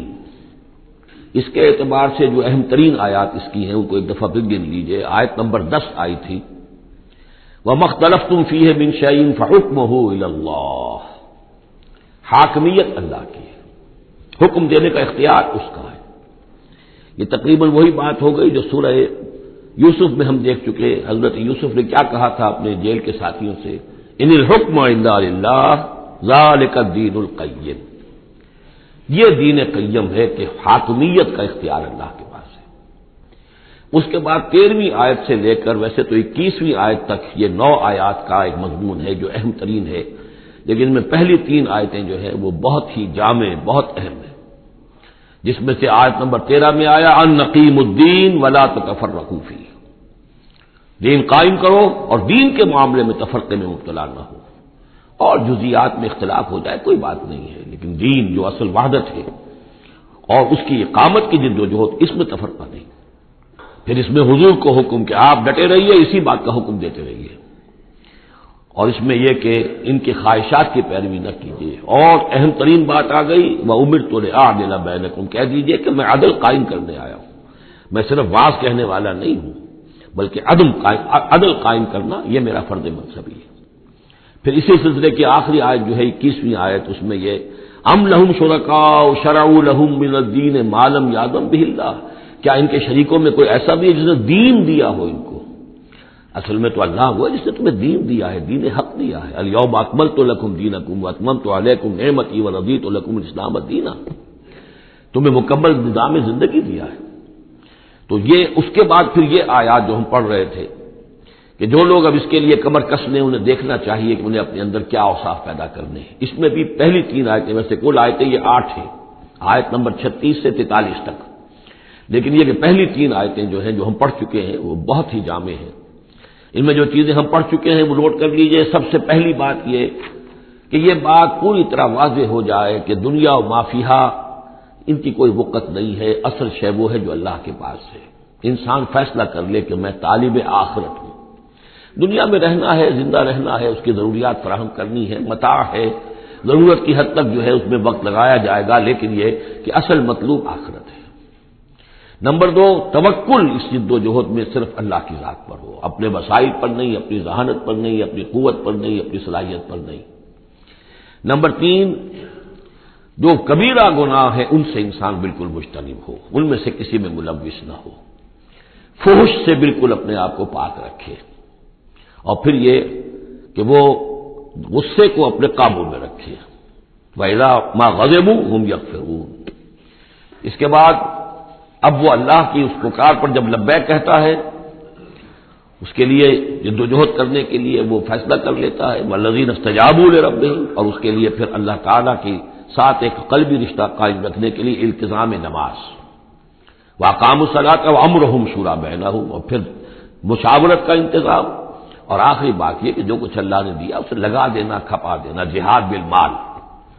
3 آیتوں میں اتنی باتیں ہیں کہ جو سامنے آئی ہیں، اور یہ مکی صورت ہے. یعنی یہ سمجھیے کہ جو کچھ مدنی دور میں آ کر پھر صحابہ کرام کی طرف سے جو جو چیزیں ظاہر ہوئی ہیں اس کے لیے گویا کہ یہ ہے تمہید، یہ میدان تیار کیا گیا ہے. ان کو اس کے لیے ذہناً جو ہے پوری طریقے سے تیار کر لیا گیا ہے مکی صورتوں میں. البتہ اب جو 5 آیتیں ہیں ان میں در حقیقت ایک ہی مضمون آ رہا ہے جو میں عرض کر چکا ہوں کہ پچھلی صورت جو ہے وہ اس کا مرکزی مضمون تھا دعوت. اس میں تو یہ ہے دعوت کے مرحلے پر تو آپ کو خوشامد بھی کرنی پڑتی ہے، لوگوں کو جا کر ان کے دروازوں پر دستک دینی پڑے گی، ان کی جلی کٹی باتیں بھی سننی ہوں گی، اور یہ کہ اگر وہ گالیاں دیں تو بھی صبر کرنا ہوگا، وہ اگر کچھ اور آپ پر زیادتی کرے برداشت کرنا ہوگا، وہ معاملہ اور ہے. لیکن اقامت دین کی جد و جہد میں ایک وقت وہ آتا ہے کہ پھر جب ایکٹیو ریزسٹنس ہوتی ہے، وہ پہلا دور ختم ہوا. اب جب آ گیا وہ دور ایکٹیو ریزسٹنس، چیلنج، میدان میں آ کر اور باطل کو للکارنا. اب وہاں یہ ہے کہ اب یہ قانون بدل گیا. والذین اذا اصابهم البغی هم ينتصرون، وہ لوگ کہ جن پر اگر کوئی زیادتی ہو وہ بدلہ لیتے ہیں. وجزاء سیئۃ سیئۃ مثلها، اب دیکھیے کس قدر اس میں بظاہر کنٹراسٹ ہے. لا تستوی الحسنۃ ولا السیئۃ ادفع بالتی ہی احسن، وہاں تو یہ تلقین تھی اور یہاں پر تلقین مختلف ہے. اور یہی 2 ادوار ہیں حضور کی سیرت کے. مکے میں حکم یہ تھا کہ تمہارے ٹکڑے بھی کر دیے جائیں تو تم نے ہاتھ نہیں اٹھانا، کفو ایدیکم. مدینے میں آگے فرمایا گیا کہ لڑو، جنگ کرو، اینٹ کا جواب پتھر سے دو.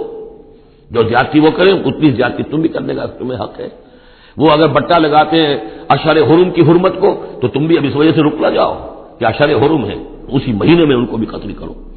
یہ ساری چیزیں جو ہیں اب سورہ بقرہ کے اندر پڑھا ہے. تو یہ انداز جو ہے یہ دعوت اور اقامت ان دونوں الفاظ کے حوالے سے اس کو سمجھ لیجئے کہ یہ فرق اور تفاوت ہے. بجزاء سیئۃ سیئۃ مثلھا، اور برائی کا بدلہ ویسی ہی برائی ہے. فمن عفا واصلح فاجرہ علی اللہ. ہاں اگر کوئی معاف کر دے اور معاف کرنے میں اصلاح کی صورت نظر آ رہی ہو، یہ معاف کرنا اگر اسی اعتبار سے ہو کہ کسی شخص کو معاف کرنے سے توقع ہو کہ وہ صحیح ہو جائے گا، درست اپنے آپ کو کر لے گا، فاجرہ علی اللہ، تو ایسے شخص کا اجر اللہ کے ذمے ہے. انہ لا یحب الظالمین، لیکن اللہ ظالموں کو پسند نہیں کرتا.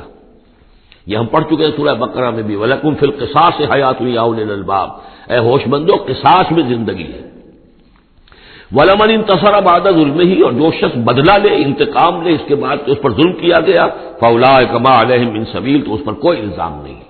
آپ یہ نہیں کہہ سکتے بھائی تم نے معاف کیوں نہیں کیا، نہیں، اس کا حق ہے.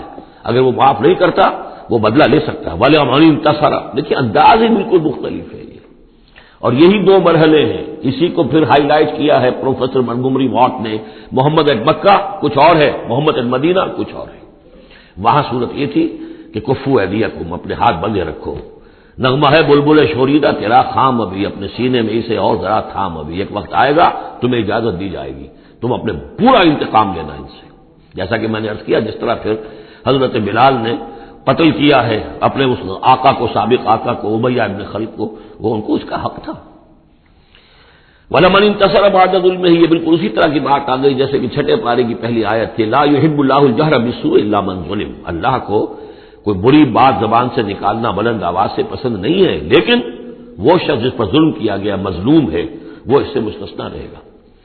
وَلَمَنِ انتَصَرَ بَعْدَ ظُلْمِهِ، جو بدلہ لیتا ہے، انتقام لیتا ہے جبکہ اس کے اوپر ظلم کیا گیا، فَأُولَٰئِكَ مَا عَلَيْهِم مِّن سَبِيلٍ، اس پر کوئی ملامت نہیں ہے، کوئی الزام نہیں. إِنَّمَا السَّبِيلُ عَلَى الَّذِينَ يَظْلِمُونَ النَّاسَ، اصل میں تو الزام ان پر ہے کہ جو لوگوں پر ظلم کرتے ہیں، ان کے حقوق تلف کرتے ہیں، انہیں ایکسپلائٹ کرتے ہیں. وَيَبْغُونَ فِي الْأَرْضِ بِغَيْرِ الْحَقِّ، اور زمین کے اندر سرکشی کرتے ہیں ناحق، خود حاکم بنتے ہیں، قوموں کو اپنا غلام بناتے ہیں، قوموں کا استحصال کرتے ہیں، ان کا خون چوستے ہیں. الزام ہوگا تو ان پر ہوگا، نہ یہ کہ جو لوگ بدلہ لیتے ہیں. اولئک لہم عذاب علیم. اب دیکھیے عدل اور انصاف کی کیا اہمیت ہے، اور یہ میں نوٹ کراتا آ رہا ہوں آپ کو. سورہ آل عمران میں فرمایا اللہ کی شان میں قائما بالقسط، وہ قسط کا قائم کرنے والا ہے. سورہ نساء میں فرمایا مسلمانوں سے یا ایھا الذین آمنوا کونوا قوامین بالقسط شہداء للہ. سورہ مائدہ میں پھر فرمایا یا ایھا الذین آمنوا کونوا قوامین للہ شہداء بالقسط. اور اس کے بعد اب آپ دیکھ رہے ہیں اس سورہ مبارکہ میں حضور سے کہا گیا کہ کہہ دیجئے مجھے بھیجا گیا ہے عدل قائم کرنے کے لیے، وَأُمِرْتُ لِأَعْدِلَ بَيْنَكُمْ. اور یہ ہے اصل جو کہ لوگوں کے حقوق کو غصب کرتے ہیں، ان پر ظلم ڈھاتے ہیں، اور یہ کہ زمین میں سرکشی کرتے ہیں ناحق، ان پر ہے الزام. اولئک لہم عذاب علیم، یہ وہ لوگ ہیں جن کے لیے عذاب علیم ہے. وَلَمَنْ صَبَرَ وَغَفَرَ إِنَّ ذَلِكَ لَمِنْ عَزْمِ الْأُمُورِ. ہاں یہ ایسی کیفیت ہو سکتی ہے کہ کوئی شخص صبر کرے اور معاف کر دے تو یہ بہت بڑے اونچے اور بڑی ہمت کے کاموں میں سے ہے، لیکن یہ دیکھ کر سچویشن کے مطابق ہوگا. اس کے بعد پھر وہی مکی صورتوں کے جو مضامین ہیں اس کو دیکھیے.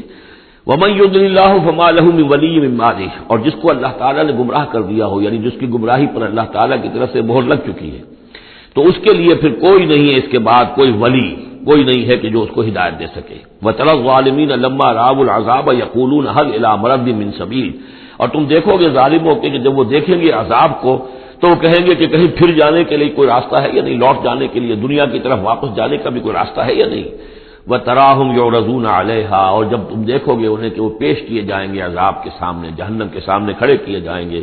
خاشعین من الذل، ان کی نگاہیں زمین میں گڑی ہوئی ہوں گی اس ذلت کی وجہ سے. ینظرون من طرف خفی، اپنی کننکھیوں سے دیکھ رہے ہوں گے، اپنے ایک دوسرے سے بات کریں گے. وقال الذین آمنوا، اور اہل ایمان اس وقت کہیں گے ان الخاسرین الذین خسروا انفسهم واہلیہم یوم القیامہ، واقعتاً تباہ و برباد ہونے والے تو وہ لوگ ہیں جنہوں نے اپنے آپ کو اور اپنے اہل و عیال کو قیامت کے دن اس خسارے اور اس تباہی میں مبتلا کیا.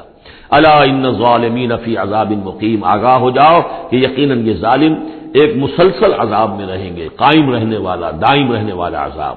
وما کان لہم من اولیاء ینصرونہم من دون اللہ، اور ان کے کوئی مددگار نہیں ہوں گے کہ جو ان کی مدد کر سکے اللہ کے مقابلے میں. ومن یضلل اللہ فما لہ من سبیل، اور جسے اللہ تعالیٰ نے گمراہ کر دیا ہو اب اس کے لیے کوئی راستہ نہیں. اب پھر دو آیتیں بڑی عظیم آ رہی ہیں کہ جو اقامت دین سے متعلق ہیں. استجیبوا لربکم من قبل ان یأتی یوم لا مرد لہ من اللہ ما لکم من ملجأ یومئذ وما لکم من نکیر. وہی لفظ استجابت آ گیا، والذین استجابوا لربہم، وہاں وہ مدح کے انداز میں تھا جن لوگوں نے اپنے رب کی پکار پر لبیک کہا. اب یہاں پکار ہے، یہ سب کچھ تم نے سن لیا، پڑھ لیا، دیکھ لیا، سمجھ لیا. استجیبوا لربکم، اب اپنے رب کی پکار پر لبیک کہو. من قبل ان یاتی یوم لا مرد لہ من اللہ، اس سے پہلے کہ اللہ کے حکم سے وہ دن آ جائے کہ پھر جس کو لوٹایا نہیں جا سکے گا. تمہاری موت کا وقت بھی آ سکتا ہے، کل آ سکتا ہے. تم نے لمبے چوڑے پلان بنائے ہوئے ہیں، یہ میں کر لوں، ذرا یہ کر لوں، اس سے فارغ ہو جاؤں، اس ذمہ داری سے نبٹ لوں، پھر بس اپنے آپ کو فارغ کر دوں گا دین کے لیے. پتہ نہیں وہ وقت آتا ہے کہ نہیں آتا. تمہارے پاس اتنی مہلت ہے کہ نہیں ہے. دیر مت کرو. استجیبوا لربکم، اپنے رب کی. اور وہ استجابت کس بات کی؟ اقیم الدین ولا تتفرقوا فیہ، کہ دین کو قائم کرو اور اقامت دین اور اقامت دین کی جد و جہد میں اختلاف نہ کرو. استجیبوا لربکم من قبل ان یاتی یوم لا مرد لہ من اللہ ما لکم من ملجأ یومئذ، نہیں ہوگا تمہارے لیے اس دن کوئی ٹھکانہ، کہیں جائے پناہ نہیں ملے گی.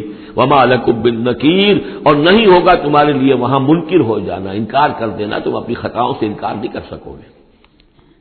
فإن أعرضوا، اب یہاں خطاب ہے حضور سے. اے نبی، فإن أعرضوا، اگر یہ اعراض کریں، اگر اللہ کی اس پکار پر لبیک نہ کہیں، اگر اس کے لیے کمر نہ کسیں، فما ارسلناک علیہم حفیظا، تو ہم نے آپ کو ان پر کوئی ذمہ دار بنا کر نہیں بھیجا ہے. آپ ان کے اوپر داروغہ بنا کر نہیں بھیجے گئے. ان علیک الا البلاغ، نہیں ہے آپ پر مگر صاف صاف پہنچا دینے کی ذمہ داری. یہ حضور کی طرف رخ کر کے فرمایا. وَإِنَّا إِذَا أَذَقْنَا الْإِنسَانَ مِنَّا رَحْمَةً، اور جب ہم انسان کو اپنی رحمت کا کوئی مزہ چکھاتے ہیں، فَرِحَ بِهَا، تو وہ اتراتا ہے اور خوشی سے پھولے نہیں سماتا. وَإِن تُصِبْهُمْ سَيِّئَةٌ بِمَا قَدَّمَتْ أَيْدِيهِمْ، اور اگر آ پڑے ان پر کوئی برائی ان کے اپنے ہاتھوں کے کرتوتوں کی بدولت، فَإِنَّ الْإِنسَانَ كَفُورٌ، تو انسان بالکل ناشکرا بن جاتا ہے. لِلَّهِ مُلْكُ السَّمَاوَاتِ وَالْأَرْضِ، آسمانوں اور زمین کی بادشاہی اللہ ہی کے لیے. عام طور پر آتا ہے للہ ما فی السماوات و ما فی الارض، یہاں پر دیکھیے نوٹ کیے للہ ملک السماوات و، اس لیے کہ اقامت دین، اللہ کی حاکمیت، نظام کا قائم کرنا، اس کی مناسبت سے للہ ملک السماوات والارض، زمین و آسمان کی بادشاہی اللہ ہی کے لیے. یخلق ما یشاء، وہ جو چاہتا ہے پیدا کرتا ہے. یہب لمن یشاء اناثا، جس کو چاہتا ہے بیٹیاں ہی بیٹیاں دیتا ہے. ویہب لمن یشاء الذکور، اور جس کو چاہتا ہے بیٹے ہی بیٹے دیتا ہے. اور یزوجہم ذکرانا و اناثا، یا جوڑے جوڑے کر دیتا ہے کہ لڑکے بھی اور لڑکیاں بھی، بیٹے بھی اور بیٹیاں بھی. ویجعل من یشاء عقیما، اور جس کو چاہتا ہے بانجھ کر دیتا ہے کہ اس کی اولاد نہیں ہوتی. انہ علیم قدیر، وہ علیم ہے، جو کچھ کر رہا ہے اپنے علم کی بنیاد پر کر رہا ہے، قدیر ہے، اسے ہر قدرت حاصل ہے. اب وہ آیت آ گئی کذالک، کیا کس طرح وحی کرتا ہے اللہ. یہ ہے وحی کے حقیقت کے اور اقسام کے موضوع پر قرآن مجید کی اہم ترین آیت ہے. وما کان لبشر ان یکلمہ اللہ، کسی بشر کا یہ مقام نہیں ہے کہ اللہ اس سے کلام کرے. یعنی یہ نہیں کہ اللہ کے لیے ممکن نہیں ہے، نہیں، انسان وہ اتنی پستی میں ہے اس وقت کہ اس کا یہ مقام نہیں ہے، اس کے لیے یہ ممکن نہیں ہے، اس کے لیے ممکن نہیں ہے. اللہ تو جو چاہے کرے. ما کان لبشر ان یکلمہ اللہ، نہیں ہے کسی بشر کا یہ معاملہ اور یہ اس کا مقام نہیں ہے کہ اللہ اسے کلام کرے الا وحیا، یا سوائے وحی کے. وہ وحی ہے جو براہ راست ہوتی ہے، اللہ تعالیٰ کسی کے دل میں ڈال دیتا ہے، القاء ہے، الہام ہے. یہ ہے وحی کی پہلی شکل، براہ راست اللہ. او من ورائے حجاب، یا پھر بات کرتا بھی ہے تو اوٹ سے، پردے کی اوٹ سے، جیسے کہ حضرت موسیٰ علیہ السلام سے بات کی ہے. وہ بات ہوئی ہے، کلم اللہ موسیٰ تکلیما، لیکن من ورائے حجاب. تیسری شکل او یرسل رسولا، یا پھر وہ اپنے کسی پیغام پر کوئی ایلچی کو بھیجتا ہے، فرشتے کو بھیجتا ہے. فیوحی باذنہ ما یشاء، اور پھر وہ وحی کرتا ہے اللہ کے حکم سے جو وہ چاہتا ہے. تو گویا کہ تین شکلیں ہو گئی. وحی براہ راست اللہ کی طرف سے، یہ الہام ہے، القاء ہے، جیسے کہ وہ شہد کی مکھی کو وحی کر رہا ہے، ہر آسمان میں وحی کرتی ہے. غیر نبی تھی حضرت موسیٰ کی والدہ، ان کو وحی کر دی، وہ جو دل میں ڈال دے. اور دوسرے یہ کہ کلام کی دوسری شکل من ورائے حجاب، جیسے حضرت موسیٰ. تیسرا یہ ہے قرآن کے نزول کی شکل کہ جبریل کے ذریعے سے، فرشتے کے ذریعے سے وہ قرآن آیا ہے اور وہ انہوں نے حضور کے قلب مبارک پر براہ راست نازل کیا ہے. انہ علی حکیم، اللہ بہت بلند و بالا ہے، یعنی اللہ کی جو شان ہے وہ اتنی بلند ہے کہ وہ اس سے آگے انسان سے کھلم کھلا جو ہے کلام کرنا اس کی شان سے فروتر ہے. اور حکیم ہے، کمال حکمت والا ہے. اس نے جو بھی طریقہ بنایا کمیونیکیشن کا انسانوں کے ساتھ، وہ یہ طریقہ ہے جو اس نے بتا دیا. وَكَذَلِكَ أَوْحَيْنَا إِلَيْكَ رُوحًا مِّنْ أَمْرِنَا، اسی طرح ہم نے وحی کی ہے اے نبی آپ کے جانب اپنے امر میں سے ایک روح. اب یہاں وحی کو پھر روح کہا ہے، روح من امر. وَكَذَلِكَ أَوْحَيْنَا إِلَيْكَ رُوحًا مِّنْ أَمْرِنَا، یہ قرآن جو ہے یہ روح من امرنا ہے، یہ ہم نے آپ کی طرف وحی کیا ہے. اور یہ اب اہم ترین مقام آ رہا ہے قرآن میں، یہ بتانے کے لیے کہ خود حضور صلی اللہ علیہ وسلم کا ایمان جو ہے وہ بھی قرآن کے ذریعے سے در حقیقت اس نے ایک حقیقی اور واقعی شکل اختیار کی ہے. حضور کو قرآن ایمان کہاں سے ملا؟ حضور خود جو ہے وہ تو ایک ایمان کی دہکتی ہوئی بھٹی تھے کہ جو بھی آپ کے قریب آیا اسے ایمان مل گیا. اگر اس کے اندر اگر تو بیڈ کنڈکٹر آف ہیٹ ہے تو ظاہر بات ہے کہ بھٹی کے سامنے بیٹھ جاؤ کچھ بھی ہو جاؤ، بیڈ کنڈکٹر کو تو ہیٹ نہیں پہنچے گی. لیکن گڈ کنڈکٹر ہوگا تو جو بھی ہوگا بھٹی کے سامنے ہوگا اسے حرارت پہنچ جائے گی. حضور کو کہاں سے ملا ایمان؟ یہ سوال ہے. ما کنت تدری ما الکتاب ولا الایمان، اے نبی آپ نہیں جانتے تھے کیا ہوتی ہے کتاب اور کیا ہوتا ہے ایمان. نہ آپ نے کوئی کتاب پڑھی تھی، نہ آپ نے کوئی تعلیم حاصل کی تھی، نہ آپ نے تورات پڑھی تھی. آپ تو ان چیزوں سے ناواقف تھے، آپ تو امیین میں سے تھے. ما کنت تدری ما الکتاب ولا الایمان ولیکن جعلناہ، اس قرآن کو ہم نے بنایا ہے نورن نہدی بہ من نشاء من عبادنا، وہ نور بنایا ہے کہ جس کے ذریعے سے ہم ہدایت دیتے ہیں اپنے بندوں میں سے جس کو چاہتے ہیں. اور یہ سب سے پہلے یوں سمجھیے جو میں نے عرض کیا ہے کہ فطرت انسانی میں ڈورمنٹ ایمان موجود ہے، تو روح محمدی میں سب سے زیادہ قوی، جیسے پیٹرول کی مثال آئی تھی کہ ذرا سی وہ دیوار یا سلائی ابھی دور ہی ہوگی، پیٹرول آگے بڑھ کر جو ہے اس کو پکڑ لے گا. اس طریقے سے نور علی نور، وہ نور جو نور محمدی میں موجود تھا ڈورمنٹ تھا. ہمارے علماء نے اکثر یہ کہا ہے کہ وہ اجمالی ایمان تھا، تفصیلی ایمان آپ کو قرآن سے ملا. میں اس کی تعویل کر رہا ہوں کہ وہ پوٹینشیل ایمان تھا، اس نے ایکچوئل ایمان کی شکل اختیار کی قرآن کے ذریعے سے. یہ تعبیر جو ہے یہ اس کی زیادہ صحیح تر تعبیر ہے کہ قرآن روح محمدی میں وہ ایمان جو ہے موجود تھا، ڈورمنٹ تھا، پوٹینشیل تھا، اس کو قرآن نے آ کر جگمگایا، ایکٹیویٹ کر دیا. وَكَذَلِكَ أَوْحَيْنَا إِلَيْكَ رُوحًا مِّنْ أَمْرِنَا مَا كُنتَ تَدْرِي مَا الْكِتَابُ وَلَا الْإِيمَانُ وَلَٰكِن جَعَلْنَاهُ نُورًا نَّهْدِي بِهِ مَن نَّشَاءُ مِنْ عِبَادِنَا. اور جب آپ کے قلب مبارک میں وہ ایمان نور علی نور جگمگا اٹھا ہے، اب آپ ہدایت دیں گے لوگوں کو سیدھے راستے کی طرف. اب آپ یوں سمجھیے کہ روشنی کا مینار بن گئے ہیں کہ جو جہازوں کو راستہ دکھاتا ہے. انک لتہدی الی صراط مستقیم صراط اللہ الذی لہ ما فی السماوات و ما فی الارض، اس اللہ کے راستے کی طرف کہ جس کے لیے ملکیت ہے ہر شے جو آسمانوں میں ہے اور ہر شے جو زمین میں ہے. الا الی اللہ تصیر الامور، آگاہ ہو جاؤ کہ اللہ ہی کی طرف تمام معاملات لوٹا دیے جائیں گے. بارک اللہ لی و لکم فی القرآن العظیم و نفعنی و ایاکم بالآیات والذکر الحکیم.